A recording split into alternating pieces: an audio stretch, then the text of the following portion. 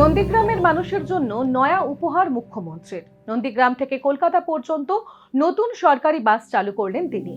অভিনন্দন জানাই পশ্চিমবঙ্গ সরকার বাহাদুরকে দুটি বাস নন্দীগ্রামের উন্নয়নের মুকুটে নতুন দুটি পালক যুক্ত হলো। মঙ্গলবার সকালে রাজ্যের সেচ দপ্তরের মন্ত্রী অরূপ কুমার দাস, রামনগরের বিধায়ক চন্দ্রশেখর মণ্ডল, নন্দীগ্রামের পুলিশ আধিকারিক অজয় মিশ্রের উপস্থিতিতে নন্দীগ্রাম বাস স্ট্যান্ড থেকে বাস দুটির উদ্বোধন করা হয়। সেচ মন্ত্রী জানিয়েছেন, ভবিষ্যতে বাসের সংখ্যা আরও বাড়বে। পশ্চিমবঙ্গ সরকারের এই সংরক্ষ সময় এখনো 100 দিন পূর্ণ হয়নি, তার মধ্যেই আমরা শুভেন্দু যখন পরিবহন মন্ত্রী ছিলেন নন্দীগ্রামবাসীর প্রয়োজনীয়তা বুঝে এটা দিয়েছিলেন।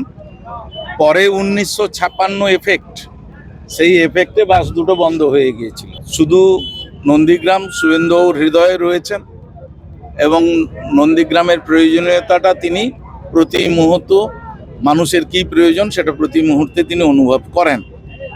তো সেই কারণেই বাস দুটোর খুব দরকার, তাই আবার নতুন করে চালু করা হচ্ছে। আমি তো বললাম যে সব সম্ভাবনাই খোলা থাকছে, যদি দেখা যায় সবগুলো রুটই আমাদের কাছে ভায়াবল গোটা বাংলা জুড়ে। কারণ আমরা জানি স্টেট বাসগুলোতে অনেকটা কম ভাড়ায় যাওয়া আসা করা যায়। জানা গিয়েছে, নন্দীগ্রাম বাস স্ট্যান্ড থেকে প্রতিদিন সকাল 6:30 এবং 8:20 বাস দুটি কলকাতার ধর্মতলার উদ্দেশ্যে রওনা দেবে।